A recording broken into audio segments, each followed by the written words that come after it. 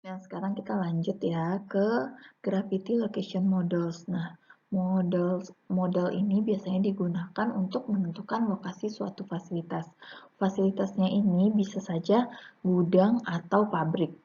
Jadi intinya yang menjadi penghubung antar sumber-sumber pasokan dan beberapa lokasi pasar. Kenapa kita harus menentukan apa sih namanya lokasi gudang dan pabrik ini? Nah, agar nantinya tujuannya itu adalah untuk mendapatkan lokasi yang meminimalkan biaya-biaya transportasi bahan baku dari supplier ke pabrik dan biaya-biaya transportasi dari pabrik ke pasar. Intinya, Gravity Location Models ini nantinya digunakan untuk mencari biaya minimum, kemudian digunakan untuk menentukan lokasi fasilitas kita. Kemudian, logika yang sama bisa juga kita gunakan bila fasilitas yang dimaksud tadi adalah gudang yang menjadi penyangga antara beberapa pabrik yang memproduksi barang tersebut dan beberapa lokasi pasar di mana produk-produk tersebut akan didistribusikan. Jadi, tidak hanya gudang yang dimiliki oleh satu pabrik, tapi bisa juga gudang penyangga. Maksud gudang penyangga ini dia nanti yang akan mengumpulkan beberapa barang-barang atau produk jadi dari beberapa supplier atau pabrik. Nah, kemudian model ini jika kita ingin menyelesaikan suatu permasalahan menggunakan model ini, kita harus menggunakan beberapa asumsi. Asumsinya yang pertama itu adalah nih, ongkos-ongkos transportasi diasumsikan naik sebanding dengan volume yang dipindahkan. Jadi ini apa tadi? Ongkos sebanding dengan volumenya. Yang kedua ini, baik sumber-sumber pasokan maupun pasar bisa ditentukan lokasinya pada suatu peta dengan koordinat X dan Y. Jadi tolong diingat. Jadi nanti jika ada contoh soal, nanti akan ada X, ada Y, ada notasi C, ada notasi V. Kemudian, beberapa data yang diperlukan dalam model ini adalah ongkos transportasi per unit. Nah, ongkos transportasi per unit itu adalah C nih, ongkos transportasi per unit. Kemudian beban per unit jarak itu adalah V. Kemudian dari semua posisi pasokan ke kandidat lokasi fasilitas dan dari kandidat lokasi fasilitas tersebut ke semua lokasi pasar itu adalah X dan Y. Kemudian volume yang akan dipindahkan serta koordinat lokasi pasokan maupun lokasi pasar. Kemudian, nah nanti kita akan menggunakan notasi ini. Ada CI, itu adalah ongkos transportasi per unit beban per kilometer. Kemudian ada VI, itu adalah beban yang akan dipindahkan. Nah, beban yang akan dipindahkan. Kemudian ada XI dan YI, kemudian ada JI. JI ini adalah jarak antar lokasi fasilitas. Nah, tolong diingat ya, jadi notasi kita ada CI, VI, XI, YI, dan JI. Kemudian selanjutnya kita nanti akan menggunakan rumus ini. Jadi untuk menghitung jarak antara dua lokasi pada model ini, itu adalah dihitung sebagai jarak geometris antara dua lokasi yang dihitung dengan formula berikut. Jadi formula yang akan kita gunakan itu adalah ini. JI sama dengan akar dari X0 dikurang XY dikuadratkan ditambah dengan Y0 dikurang YI dikuadratkan. Nah, ini nanti diketahui X0 dan Y0-nya, kemudian XI ini nanti juga diketahui. Nah, kalau untuk contoh soal nanti itu ada di tabel XI dan YI-nya. Nah, kemudian nanti untuk mendapatkan saya lanjutkan dulu. Di mana X0 dan Y0 adalah kandidat koordinat fasilitas yang akan dipertimbangkan. Tujuan dari model ini adalah mendapatkan lokasi fasilitas yang meminimumkan total ongkos-ongkos pengiriman yang bisa diformulasikan. Jadi nanti untuk TC-nya ini itu kita akan mendapatkan yang paling optimalnya atau mungkin di sini nanti yang optimal itu adalah minimum itu dari beberapa iterasi. Jadi nanti saya akan memberikan satu contoh iterasi satu saja, iterasi 2, 3, dan seterusnya itu saudara yang mengerjakan.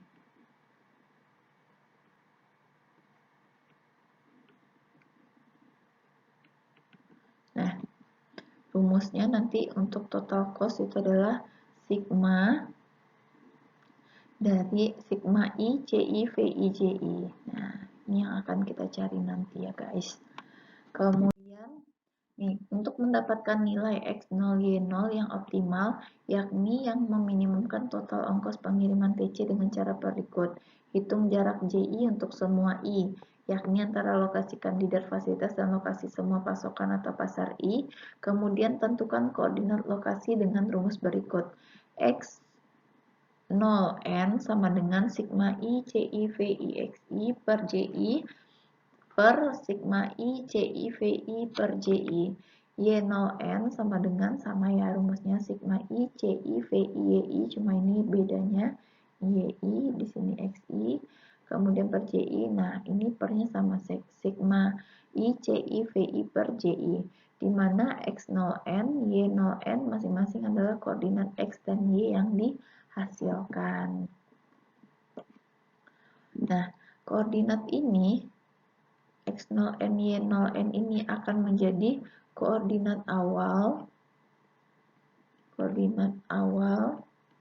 untuk iterasi berikutnya.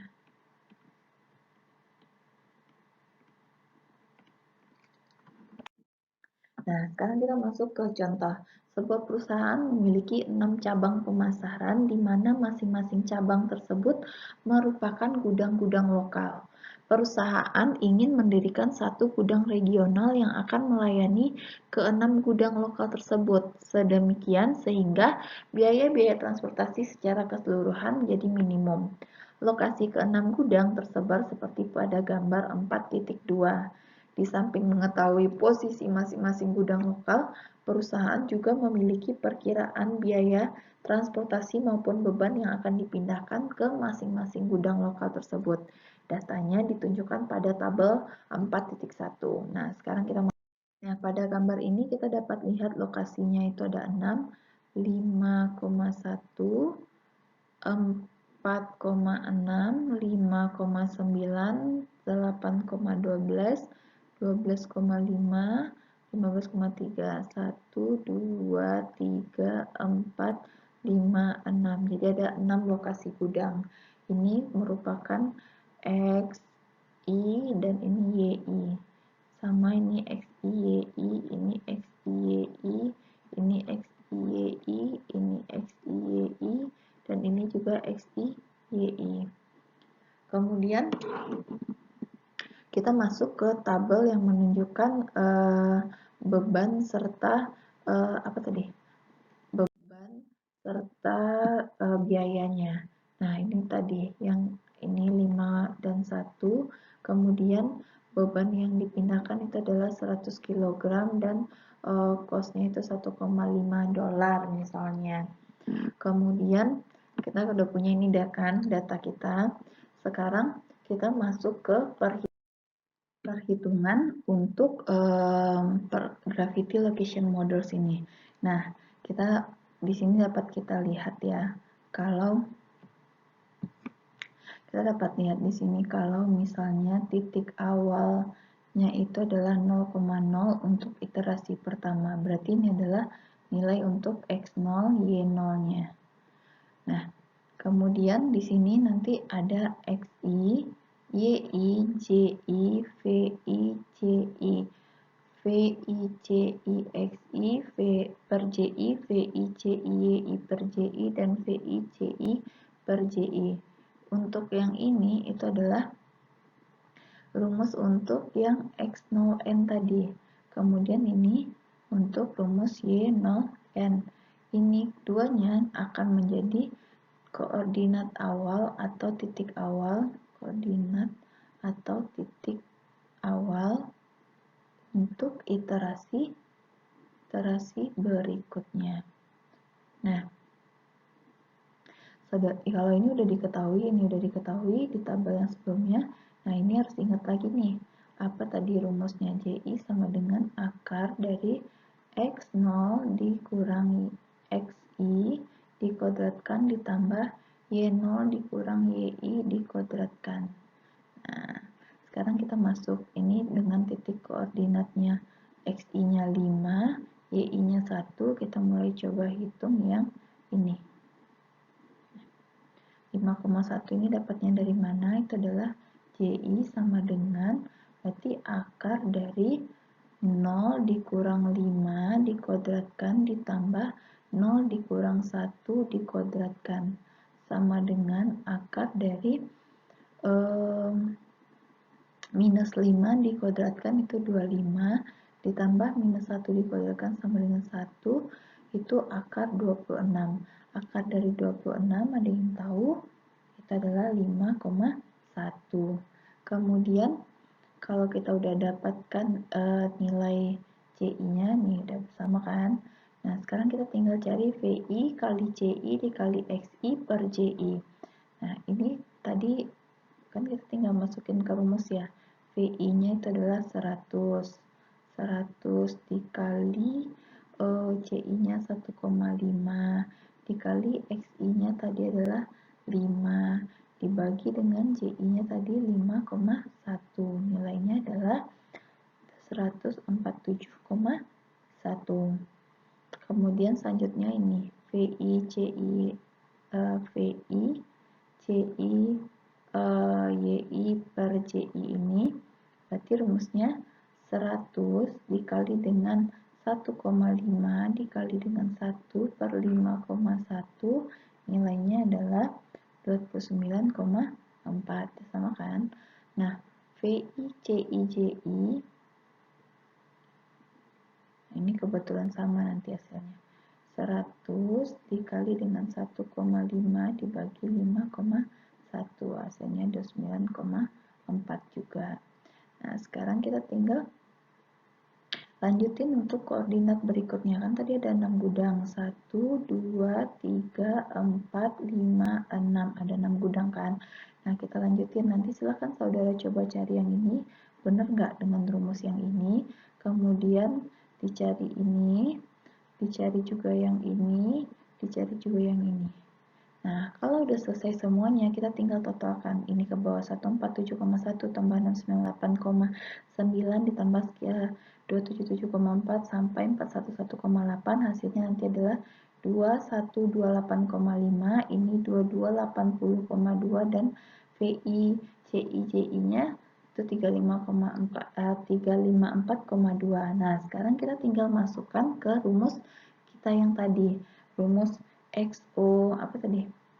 Rumus X0N dan Y0N. Tadi rumusnya apa? Sigma I CI VI XI per CI dibagi dengan sigma I CI VI per JI. Kalau untuk Y0N sama dengan sigma I CI VI YI per JI dibagi dengan sigma I CI VI per JI. Nah, nanti tugas saudara itu adalah melanjutkan iterasi berikutnya, iterasi 2 dan seterusnya. Nanti kalau udah selesai sampai iterasi terakhir, silahkan dibuat rekapitulasi, tabel rekapitulasi untuk perhitungan X0 N Y0 N tadi. Nah, jadi di sini nanti akan ada iterasi, tabelnya ada 3 kolom, iterasi 1, 2 dan seterusnya. Kemudian nanti di sini ada X0-nya, di sini Y0-nya, di sini total cost-nya. Nah, nanti tadi kalau yang di sini nanti akan kita dapatkan nilainya seperti slide berikut ini. Nah, kita masukin kan, kita peroleh nilai X dan Y yang baru sebagai berikut. Nah, kita masukin rumus yang tadi 2128,5 dibagi 35 dapat 6,0. Kemudian ini dibagi dengan ini dapat 6,4. Nah, ini yang menjadi X0 dan Y0 kita di iterasi 2. Berarti iterasi 2 6,0 dan 6,4 ininya. Nah, di sini kan dikatakan selanjutnya posisi X dan Y yang baru ini akan dijadikan input pada iterasi kedua. Nah, seperti yang saya bilang ini kan. Kemudian kita lakukan lagi perhitungan seperti tadi. Kemudian dengan menggunakan cara yang sama akan dapat setelah ini itu adalah 5,4 dan 6,9. Kemudian dua iterasi berikutnya setelah iterasi ini itu 5,1 dan 6,9. Kalau dia udah berurutan, di sini kan udah kata dua iterasi berikutnya menghasilkan titik yang sama. Kalau dia udah menghasilkan dua titik yang sama, berarti itu merupakan titik optimalnya. Nah, ini harus saudara kerjakan hari Rabu dan dikumpulkan jam 19.10. Ya, terakhir kita pertemuan besok hari Rabu. Nah, nanti akan didapatkan ini titik-titik regional yang barunya. Itu adalah berapa tadi? 5,1 dan 6,9 ini. Nah, ini harus saudara buktikan dengan perhitungan yang saudara kerjakan nantinya. Nah, di sini pendekatan Gravity Location Models menentukan lokasi fasilitas dengan menggunakan volume dan biaya per volume per jarak sebagai pembobotnya. Dengan demikian, lokasi yang terpilih seperti yang gambar 4.3 tadi lebih mendekati ke daerah pemasaran yang membutuhkan pasokan dengan volume tinggi dan ongkos transportasinya mahal. Jadi, karena dia sudah mendekati, biasanya itu lebih nilainya adalah nilai yang paling optimum. Kemudian kita review nih. Konfigurasi jaringan supply chain sangat berpengaruh terhadap efisiensi dan kecepatan respon supply chain tersebut. Supply chain yang ingin responsif biasanya memiliki fasilitas yang lebih banyak dan tersebar di lebih banyak wilayah dibandingkan dengan yang berfokus pada efisiensi. Banyak faktor yang harus kita pertimbangkan dalam merancang konfigurasi tadi. Konfigurasi ini harus mempertimbangkan beberapa faktor yang penting. Tadi ada apa aja? Keamanan, kemudian stabilitas politik, kemudian ada yang namanya tadi apa? Makroekonomi ya, makroekonomi. Supply chain dewasa ini menghadapi lingkungan bisnis yang semakin dinamis, kecenderungan untuk melakukan outsourcing dan perubahan sisi permintaan maupun pasokan yang cepat membuat konfigurasi supply chain juga perlu sering ditinjau ulang. Nah, sekian penjelasan dari saya untuk pertemuan 9 dan 10. Jika ada pertanyaan, silakan ditanyakan langsung. Karena kalau misalnya dipendam-pendam, takutnya nanti tetap nggak paham. Oke, terima kasih atas perhatiannya. Assalamualaikum warahmatullahi wabarakatuh.